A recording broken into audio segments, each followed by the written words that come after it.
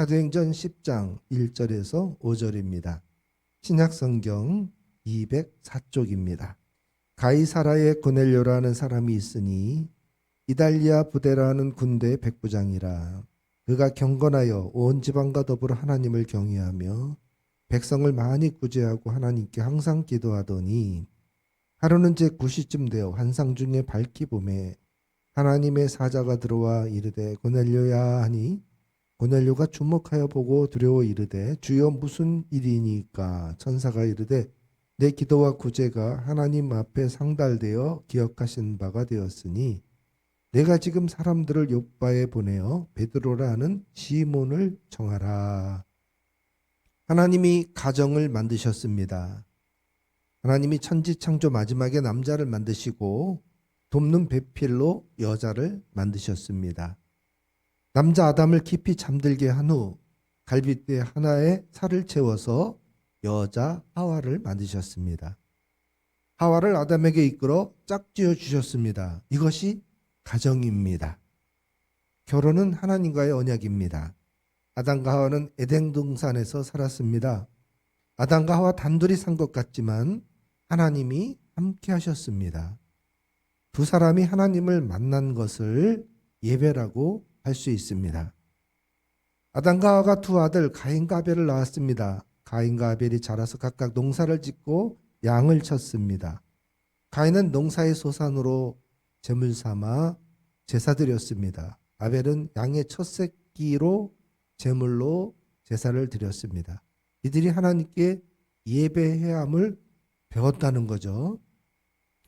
노아 가족이 방주에서 나와 제일 먼저 가족들과 함께 여호와를 위하여 단을 쌓고 제사드렸습니다.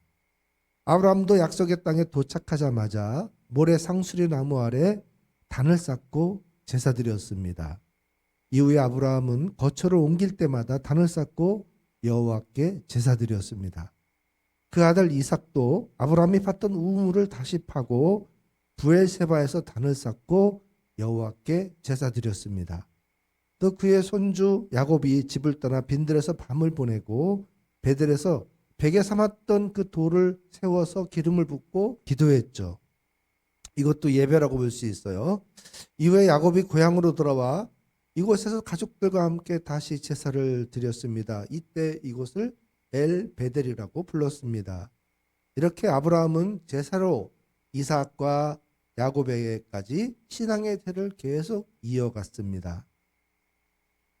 욥은 자녀들을 위해서 늘 하나님께 번제를 드렸습니다.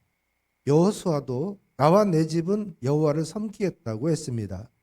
다윗도 회막에서 하나님께 기도하고 예배하면서 만군의 여호와 이름으로 백성들을 축복하고 자기 가족들에게 축복했습니다.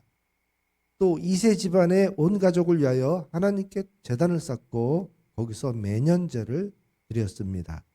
이렇게 성경에는 가족 중심으로 하나님을 섬긴 가정이 많이 있었습니다. 본문은 고넬료와 그 가족이 하나님의 은혜를 입는 장면입니다. 고넬료는 로마 백부장입니다. 백부장은 부하 100명을 거느린 지휘관입니다. 로마 군대는 유대 지역을 다스리기 위해 항구 도시 가이사라에 주둔하고 있었습니다. 고넬료는 유대인이 아님에도 하나님을 믿었습니다. 고넬료가 어떻게 하나님을 믿게 되었는지 성경에는 나오지 않습니다.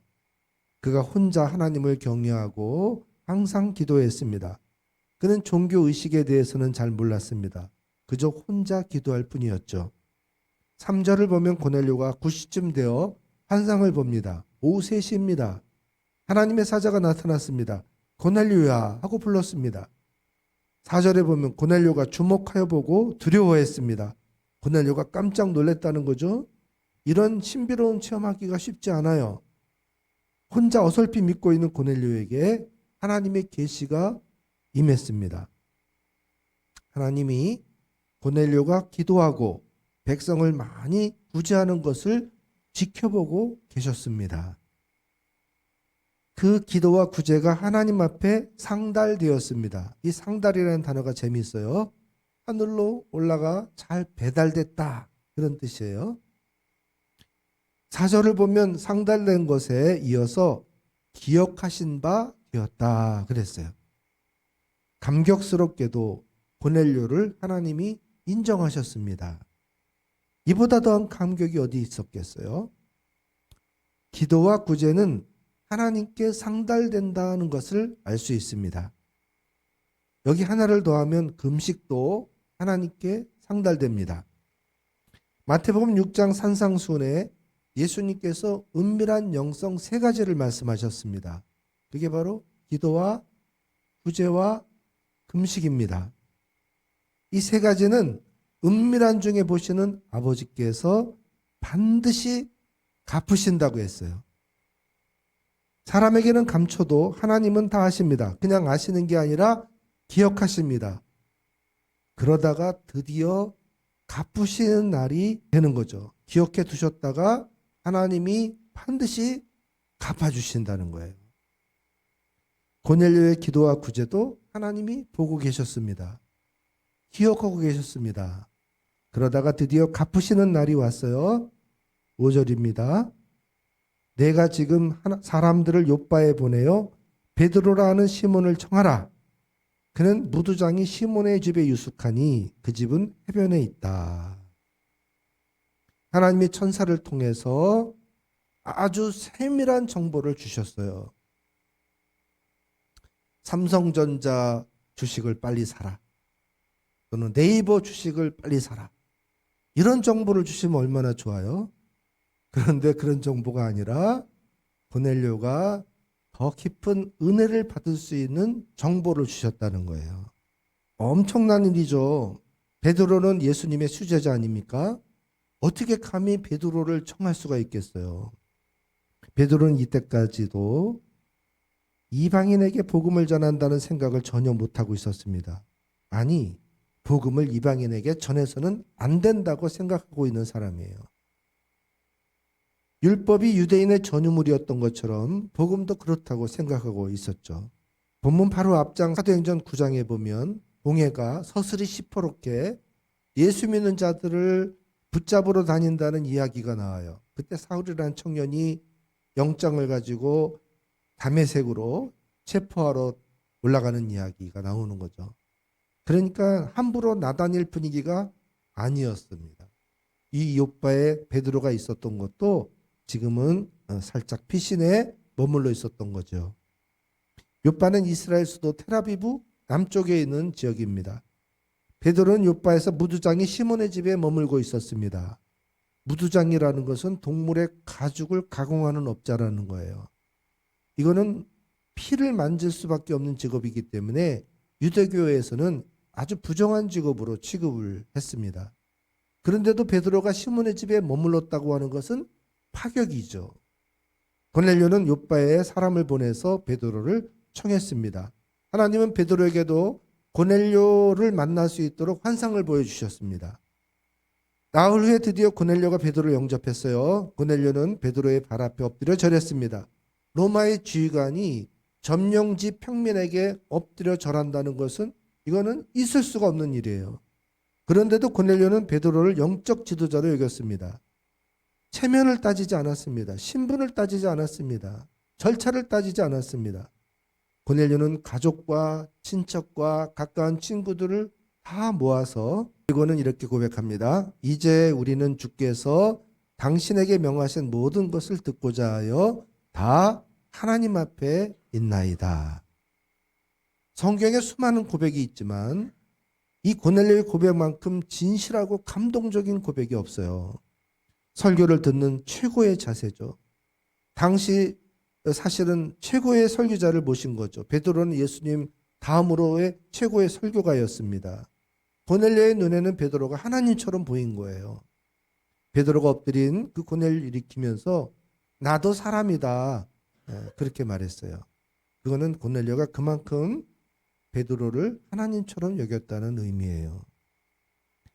고넬료와 함께 베드로의 설교를 듣던 사람들이 다 성령을 받았습니다. 44절에 보면 베드로가 이 말을 할 때에 성령이 말씀을 듣는 모든 사람에게 내려셨다 그랬어요. 또 그 뒤에 보면 이들이 방언을 말하고 하나님을 높였다는 거예요. 베드로가 이 모습에 깜짝 놀랐습니다. 하나님이 이방인에게도 성령을 부어주셨기 때문이죠. 베드로는 이 복음의 물고가 이방인에게도 활짝 열린 것을 확인했습니다. 그래서 그 자리에서 예수 그리스도의 이름으로 이들에게 다 세례를 베풀었습니다. 고넬료와 그 가족은 이방 선교의 신호탄이 되었습니다. 여기서 가족 단위로 구원을 받았다는 게 아주 중요합니다. 바울이 빌립보를 전도할 때 루디아를 전도했어요. 그런데 그날 루디아와 그 가족들에게 다 세례를 베풀었습니다. 또 빌립보 감옥에서 바울이 간수를 전도할 때 이런 말을 해요. 주 예수를 믿으라. 그리하면 너와 내 집이 구원을 얻으리라. 개인으로 구원받는 것만이 아니라 그 가족도 함께 구원을 받는다고 선포했습니다. 이 가정이라고 하는 것은 신앙의 터전입니다. 신앙 가정에서 태어나면 자연스럽게 하나님 이야기를 듣고 자라죠.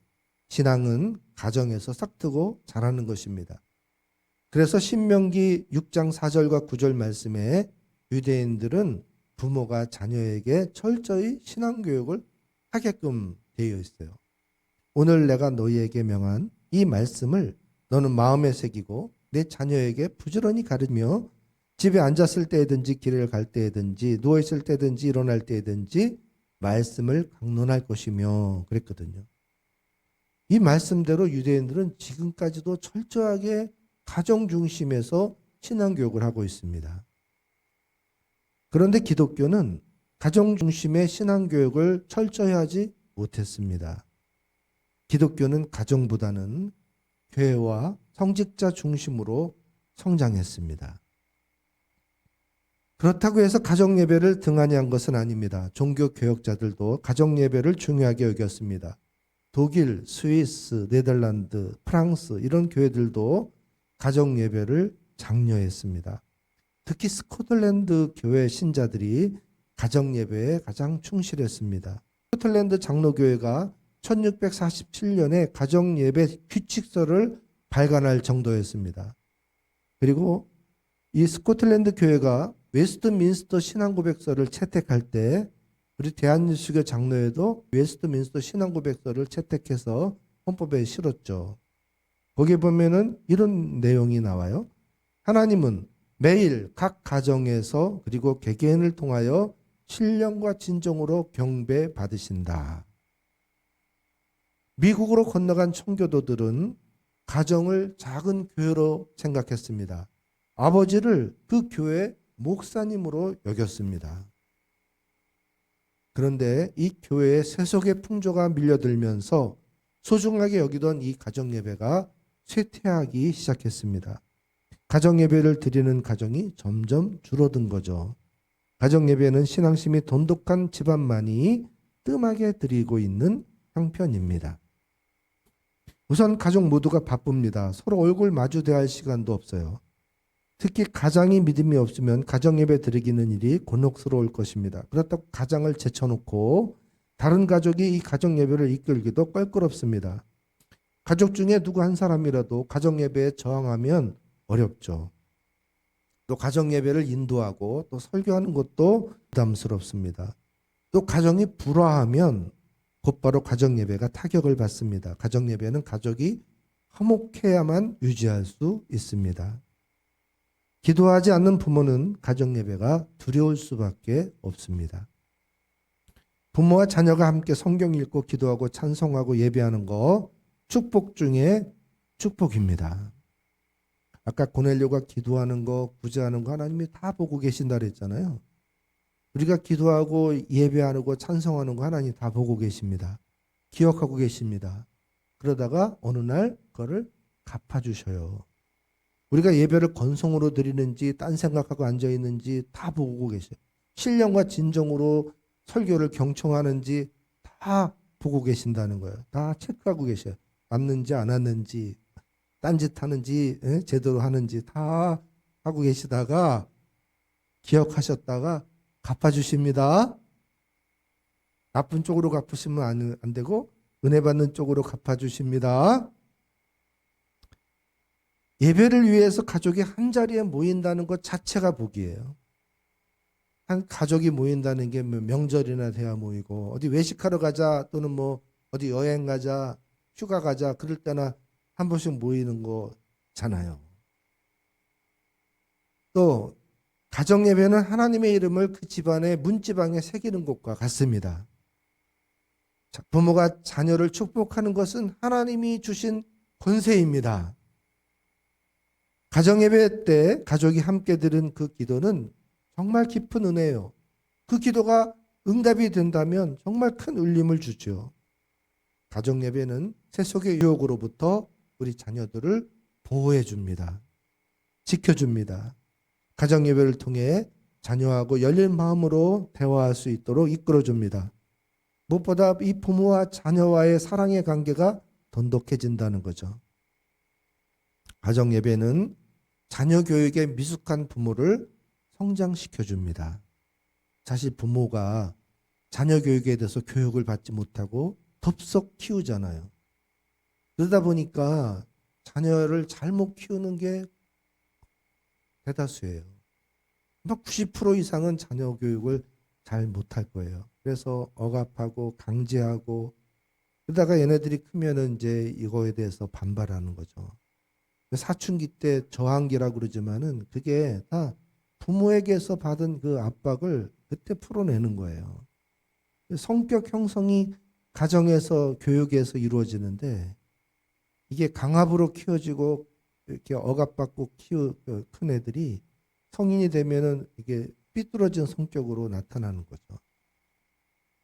그래서 부모가 정말 제대로 자녀를 기르는 법을 공부하고 배워서 가르쳐야 되는데 이걸 못하니까 전부 다 미숙한 부모들인 거죠.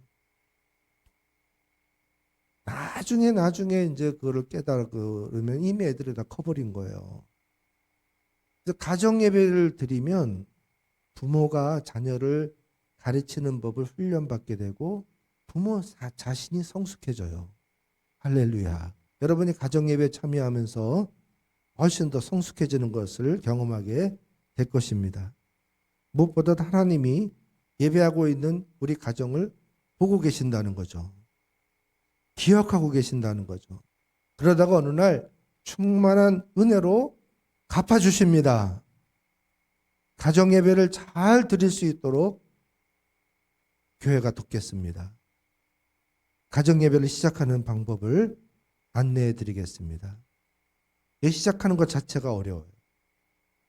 가족을 모으는 것도 어려워요. 그래서 다 모으려고 할 필요도 없어요. 그저 시작하는 법. 혼자서라도 하나님께 예배 드리는 거 시작하면 되는 거거든요. 그러다가 정말 은혜롭게 한 명의 사람이 더 붙고 또 다른 식구도 붙고 그래서 어느 날 전체가 모여서 예배 드리는 그 장면을 우리 한번 상상하고 사모해 봅시다. 새해부터 매일매일 드리는 거 어렵습니다. 그저 한 주일에 한 번만 가정에서 예배 드릴 수 있기를 결단합시다.